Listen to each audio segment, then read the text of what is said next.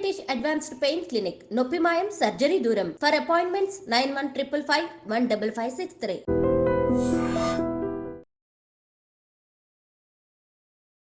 Violence violence violence I don't like violence అంటూనే మరి violence సినిమాలను కూడా మరి అయితే ప్రేక్షకులు బాగా ఎంజాయ్ చేసేస్తున్నారు.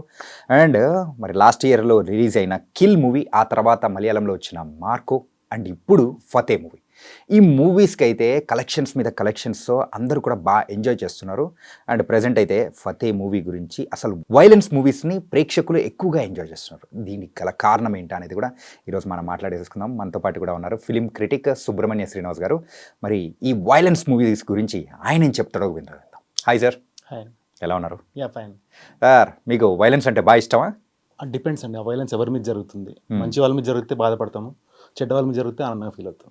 కానీ ఒకప్పుడైతే మన మూవీ ట్రెండ్స్లో అయితే వైలెన్స్ అనేటప్పటికీ అరే కొంతమంది చూస్తారు, కొంతమంది చూడరు అనే ఐడియా ఉండేది. కాకపోతే ఇప్పుడు అలాంటి మూవీస్ని కలెక్షన్స్ కూడా బీభత్సంగా వస్తున్నాయి. మన హిందీలో అంటే లాస్ట్ ఇయర్ రిలీజ్ అయిన కిల్ కానీ, ఆ తర్వాత మలయాళంలో రిలీజ్ అయిన మార్కో, ఇప్పుడు ఫతే, 3 సినిమాలకు కూడా కలెక్షన్స్ పరంగా కానీ టాక్ పరంగా కానీ అన్ని పరంగా సూపర్గా వచ్చింది. సో ఎందుకు, రీజన్ ఏంటి? ఈ ట్రెండ్ మారడానికి గల కారణాలు ఏంటి? ఆ వైలెన్స్కి జస్టిఫికేషన్ ఉంది కదండి. మీరు చెప్పిన 3 సినిమాల్లో కూడా ఆ వైలెన్స్కి జస్టిఫికేషన్ లేకుండా ఏదో కావాలని అది పెడితే మాత్రం ఎవరు కూడా ఏ ఆడియన్స్కి నచ్చదు. దానికి ప్రాపర్ జస్టిఫికేషన్ ఉంది, ఆ స్టోరీలో ఆ రిక్వైర్మెంట్ ఉంది కాబట్టి, వాళ్ళంత చెడ్డవాళ్ళుగా ఉన్నారు కాబట్టి మనం నిజంగా సమాజంలో ఉన్న చెడ్డవాళ్ళని కూడా ఇలానే జరగాలని కోరుకుంటాం. కానీ దురదృష్టవశాత్తు అలా జరగదు. ఎందుకంటే మన లీగల్ సిస్టమ్ అలా బ్రూటల్గా పనిష్మెంట్ ఇవ్వడానికి ఒప్పుకోవట్లేదు. ఈవెన్ ఎవరన్నా రేప్ చేసినా ఇలాంటివి చేసినప్పుడు మనందరం ఏం కోరుకుంటాం? ఆ మనిషికి ఏం జరగాలని కోరుకుంటాం. అలా జరుగుతుందా? కానీ లీగల్ సిస్టమ్స్లో హ్యూమన్ రైట్స్ ఇవన్నీ ఉన్నప్పుడు అలా జరగడానికి లేదు. కానీ అట్లీస్ట్ మనం సినిమాలో అవి చూసి తృప్తి పొందాలి కదా. అట్లీస్ట్ ఆడియన్స్కి ఒక సెల్ఫ్ సాటిస్ఫాక్షన్, ఇన్నర్ సాటిస్ఫాక్షన్, మన సోల్ సాటిస్ఫాక్షన్ ఈ సినిమాల్లో వెతుక్కుంటున్నారు. అందుకే సినిమాలు బాగా నడుస్తున్నాయి. అంటే ఈ ఇయర్ రిలీజ్ అయిన మూవీ ఫతే, సో అది కూడా సోను సూద్ గారు హీరోగా యాక్ట్ చేస్తూ డైరెక్షన్ చేశారు.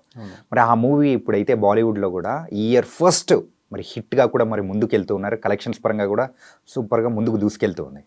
అండ్ ఆ మూవీ గురించి కూడా మాట్లాడుకుందాం. అండ్ సోను సూద్ గారి దగ్గర నుంచి ఇలాంటిది అసలు ఎక్స్పెక్ట్ చేయలేదు.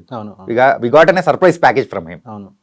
సో ఇదేంటంటే మనకి ఇదివరకు శంకర్ గారి సినిమాలు ఎలా ఉండేవి, భారతీయుడు కానీ ఒకే ఒక్కడు కానీ, ఆ టైంలో మనకి సామాజిక స్పృహ, దేశం కోసం ఒక మనిషి నిలబడడం, ఇలాంటి సినిమాలు మనకు చాలా నచ్చేవి. కానీ ఇప్పుడున్న శంకర్ గారు అలాంటి సినిమాలు తీయలేకపోతున్నారు.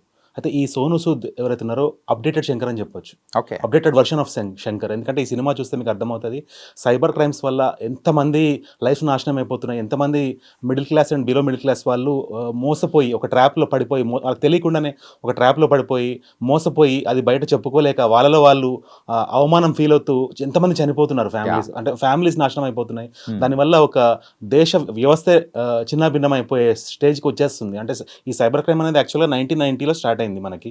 అప్పటి నుంచి చిన్నగా ఉండేది, చిన్న మోసాలు జరిగేవి. కానీ టెక్నాలజీ డెవలప్ అవుతున్న కొద్దీ బ్యాంకింగ్ సెక్టర్లకు కూడా ఈ డిజిటల్ టెక్నాలజీ వచ్చేసరికి ఈ సైబర్ క్రైమ్ అనేది వాళ్ళు ఏంటంటే దాన్ని ఒక పెద్ద టూల్గా వాడేసి చాలా ఎక్కువ మందిని మోసం చేయడానికి వాడేస్తున్నారు. ఇప్పుడు రీసెంట్గా మీరు అబ్జర్వ్ చేస్తే చాలా మంది డిజిటల్ అరెస్ట్ అనే పేరుతోటి ఎన్ని వేల మంది కొన్ని లక్షల డబ్బులు వాళ్ళ కంట్రోల్లో, అంటే సైకలాజికల్గా వాళ్ళని కంట్రోల్ చేసేసి వాళ్ళందరితో డబ్బులు ఏం చేసుకోవడము, ఇలాంటి మోసాలు మా ఫ్రెండ్ సర్కిల్లో కూడా చూశాను నేను.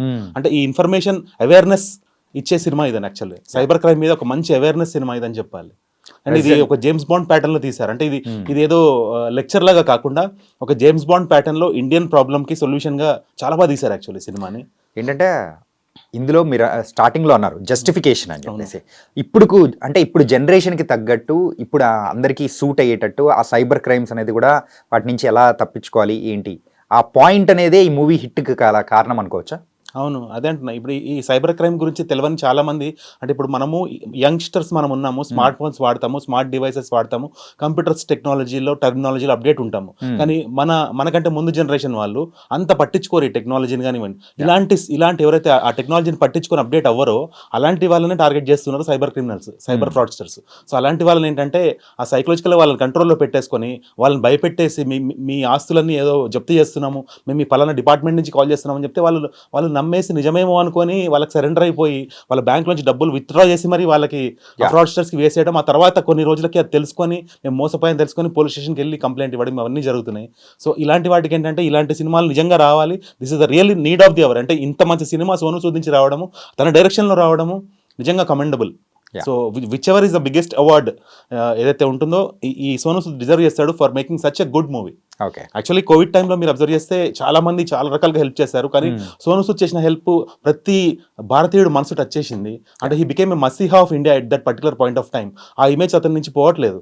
ఆ తర్వాత నుంచి మీరు అబ్జర్వ్ చేస్తే తనకి సినిమాలో అవకాశాలు రావట్లేదు, ఎందుకంటే ఆయన నెగిటివ్ రోల్లో యాక్సెప్ట్ చేశారు సినిమా లేదు తర్వాత. అంతకుముందు ఆయనని మనం చాలా నెగిటివ్ రోల్లో చూసాము, కామెడీ విలన్ గా చూసాం, కానీ ఎప్పుడైతే ఆ మసీహా అనే అటాక్ పడిపోయిందో దాని తర్వాత నుంచి ఆయన మనం నెగిటివ్ గా చూడలేము, ఎందుకంటే ఆయన రియల్ లైఫ్ లో హీరో అయిపోయింది. ఆయన రియల్ లైఫ్ లో హీరోని మనం సినిమాలో విలన్ ఎలా చూస్తాము, చూడలేము. సో అదే ఇంపాక్ట్ ఆచార్య సినిమా కూడా పడింది. ఆచార్య సినిమా కూడా అందుకే ఫ్లాప్ అయింది యాక్చువల్లీ, అందులో ఆయన విలన్ కాబట్టి. ఓకే. సో అది కూడా one of the reason. Okay. So ఇంకా సోనూ సూద్ గారి దగ్గర నుంచి వచ్చిన ఈ మూవీ మెయిన్గా అయితే కలెక్షన్స్ పరంగా కూడా చాలా చక్కగా కూడా ముందుకు దూసుకెళ్తుంది. సో ఈ కలెక్షన్స్ బాలీవుడ్కి ఇప్పుడు కొత్త ఊపిరిని ఇవ్వచ్చు అనుకోవచ్చా? ఒకటి ఆ సోనూ సూద్ గ్రేట్నెస్. ఇంకోటి ఈ సినిమాలో ఏంటంటే ఫస్ట్ డే కలెక్షన్స్ మొత్తము ఆయన ఏం చెప్పారంటే ఆయన ఒక చారిటీ ఫౌండేషన్ పెట్టారు. ఆ ఫౌండేషన్ కి ఈ సినిమా డే 1 కలెక్షన్స్ మొత్తం హీ హ్యాస్ డైవర్టెడ్. ఇంకోటి ఏంటంటే ఆ సినిమాకి ఆయన పెద్ద ప్రమోషనల్ స్ట్రాటజీస్ ఏం పెట్టలేదు, సింపుల్ గా రిలీజ్ అయింది మనకు తెలియకుండా. అందుకని ఏం చేశారంటే ఫస్ట్ డే వచ్చిన కలెక్షన్ మొత్తాన్ని కూడా తక్కువ రేట్ కి సినిమా రిలీజ్ చేశారు. 99 రూపీస్ ఉంటుంది ఫస్ట్ డే టికెట్. ఆ తర్వాత నుంచి పబ్లిక్ లో టాక్ వెళ్ళి అప్పటి నుంచి జనరల్ రేట్స్కి వచ్చింది cinema price. So look at is greatness. అంటే ఇంత మంచి సినిమా తీసి దాన్ని ఏదో అద్భుతాలు కొట్టింది, రికార్డ్స్ కొట్టింది, సంచలనం జరిగిందని కాదు, పబ్లిక్ అవేర్ గా ఉండి మోసపోకూడదు అనే ఇంటెన్షన్ తో తీసిన సినిమా ఇది. ఒక మంచి ఇంటెన్షన్ ని మనం ఎప్పుడు సపోర్ట్ చేయాలి, ఆ మంచి ఇంటెన్షన్ ని 10 మందికి రీచ్ అయ్యేలాగా చేయాలి. మన వల్ల ఒక 10 మంది ఆ అవేర్నెస్ తెలుసుకొని లైఫ్ లో జాగ్రత్తగా ఉండి మోసపోకుండా ఉంటే దానికంటే మంచి ఏం జరుగుతుంది. చారిటీ పరంగా అయితే మనకు సోనూ సూద్ గారికి పేరు పెట్టాల్సిన అవసరం లేనే లేదు. ఆయన ఎలాంటి మనిషి మనం కూడా చూసాం. అండ్ ఈ యొక్క మూవీ సక్సెస్ అనేది కూడా బాలీవుడ్కి సో మరి రాబోయే కాలంలో ఎలాంటి పాఠం అనేది నేర్పించబోతుంది అనుకోవచ్చు? అంటే ఇది కమర్షియల్ సినిమా కేటగిరీలో కౌంట్ చేయడానికి లేదు. It's purely awareness movie. అంటే ఈ వైలెన్స్ అనేది కేవలం క్లైమాక్స్లో అండ్ స్టార్టింగ్ ఫస్ట్ హాఫ్లో కొంచెం ఉంది, కానీ ఇది టోటలీ ఒక షారుఖ్ ఖాన్, సల్మాన్ ఖాన్ లాంటి ఒక కమర్షియల్ మూవీలా చూడడానికి లేదు దీన్ని. ఇదొక స్పెసిఫిక్ మూవీ అని చెప్పాలి. వేరే మూవీస్తో కంపేర్ చేసి ఇది ఏదో బాలీవుడ్ కూపిరి ఇస్తుందని కాదు.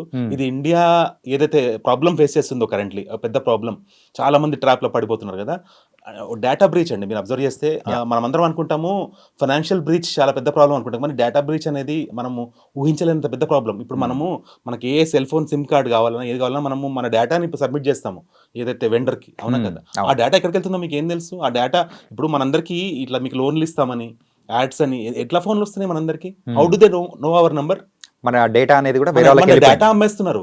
ఈ కంపెనీస్ నుంచి డేటాని ఎథికల్ హ్యాకర్స్ ఉంటారు, జనరల్ హ్యాకర్స్ ఉంటారు. ఎథికల్ హ్యాకర్స్ ఏం చేస్తారంటే మనం ట్రాప్ లో పడకుండా మనం కాపాడుతూ ఉంటారు. ఇదే జనరల్ హ్యాకర్స్ పని ఏంటి? వాళ్ళు డేటా బ్రీచ్ చేసి డేటాను అమ్ముకుంటుంటారు. ఇప్పుడు కాలేజెస్లో అడ్మిషన్స్ కానీ, స్కూల్స్లో అడ్మిషన్స్ కానీ ఇవన్నీ కూడా ఈ డేటా బ్రీచ్ తోనే జరుగుతుంది. అంటే వాళ్ళకి 10th క్లాస్ ఎవరెవరైతే ఆ ఇయర్లో పాస్ అయ్యారో వాళ్ళ ఇంటికి ఈ టీచర్లు వెళ్ళిపోతారు, మా స్కూల్లో జాయిన్ చేయండి. వాళ్ళకి ఎలా తెలుసు వీళ్ళ ఇంట్లో 10th క్లాస్ పిల్లడు ఉన్నాడని? అర్థమైంది? ఆ డేటా సేల్ అనేది చాలా ఎక్కువ జరుగుతుంది బయట. ఇది ఎవరు పట్టించుకోవట్లేదు. సో ఈ సినిమాలో అవన్నీ కూడా డీటెయిల్గా అర్థమయ్యేటట్టు చెప్పాడు సోనూ సూద్. నాకు చాలా మంచి అనిపించింది actually movie. It's a very good experience and awareness movie. Okay. అంటే మెయిన్గా ఈ మూవీ ప్రెజెంట్ హిందీ వరకే ఉంది, అండ్ మిగతా లాంగ్వేజ్ వరకు వచ్చే అవకాశాలు ఏమైనా ఉంటాయంటారా? అంటే ఇప్పుడు మనకి కోవిడ్ టైం నుంచి ఓటీటీలో మనకి సబ్ టైటిల్స్లో అన్ని లాంగ్వేజ్ మూవీస్ చూస్తున్నాము. సో అలాగా సబ్ టైటిల్స్తో ఉంది మూవీ. అంటే యాక్చువల్గా సంక్రాంతి టైంలో తెలుగు మూవీస్ కాంపిటీషన్ ఉండడం వల్ల ఈ సినిమాని మన తెలుగులో అంత రిసీవింగ్ లేదు, కానీ అదర్వైజ్ ఈ సినిమా చూసిన ప్రతి ఒక్కళ్ళు they fell in love with the movie. And హిందీలో every audience and every critic who watch the movie has given a commendable response for the movie. Okay. అది యాక్షన్ చాలా బాగా డీల్ చేశారు. సింగిల్ టేక్ షాట్స్ ఉన్నాయి, అసలు మనకి అబ్బా అనిపిస్తుంది ఎలా తీశారని. అంటే ఈ సినిమా టెక్నికల్ గా ఎంత స్ట్రాంగ్ ఉందనే చెప్తున్నాను నేను. Along with very good story presented very well in an awareness pattern. ఈ సినిమాలో యాక్షన్ సీక్వెన్సెస్ ఎంత బాగా తీశారంటే మనకి వావ్ ఫ్యాక్టర్ మనకు అనిపిస్తుంది లోపల నుంచి. అరే భలే డిజైన్ చేశాడు, యాక్షన్ ఎంత స్టైలిష్ గా తీశాడు. ఇప్పుడు కొన్ని బ్రూటాలిటీ మనకి డ్యూరేషన్ ఆఫ్ బ్రూటాలిటీ బట్టి మనకి అది అబ్బా అంటే ఎబ్బెట్టుగా అనిపిస్తుంది.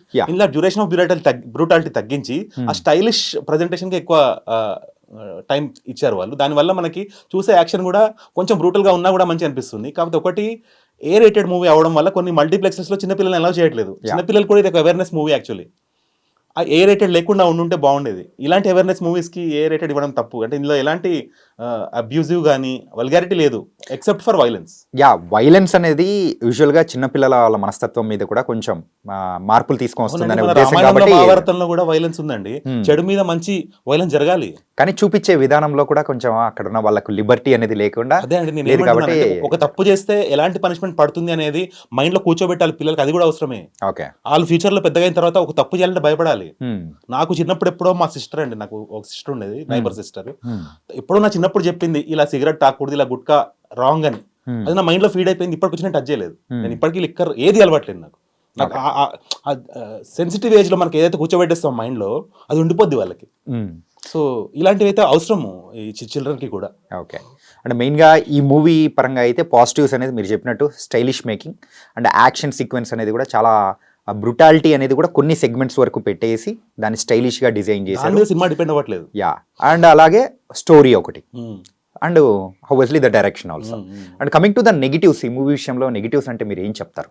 దానికి ఉండాల్సినంత రిసెప్షన్ లేకపోవడం నెగిటివ్. తెలుగులో బికాస్ ఆఫ్ తెలుగు మూవీస్ మూడు పెద్ద పెద్ద రిలీజ్ ఉండడం వల్ల సినిమాలో ఎలాంటి నెగిటివ్ లేదండి. సినిమా చాలా బాగుంది. ఓకే, అంటే ఒక సలీం జావేద్ మూవీ మీకు ఎలాంటి కిక్ ఇస్తుందో, ఒక షోలే సినిమా ఎలాంటి కిక్ ఇస్తుందో, ఒక అమితాబ్ బచ్చన్ మనం ఎట్లయితే ఒక యాంగ్రీ యంగ్ మ్యాన్ గా చూసి ఎంజాయ్ చేసామో, అలా ఒక smart generation youngster, angry youngster గా ఈ సినిమా చాలా బాగుంది. అంటే డైలాగ్స్ కూడా ఏదో length dialogues exchange of conversations లా కాకుండా క్రిస్ప్ డైలాగ్, అది ఇచ్చే ఇంపాక్ట్ 2-3 నిమిషాలు మన మైండ్ లో తిరుగుతూ ఉంటుంది. ఓకే, అంత బాగున్నాయి డైలాగ్స్ అసలు.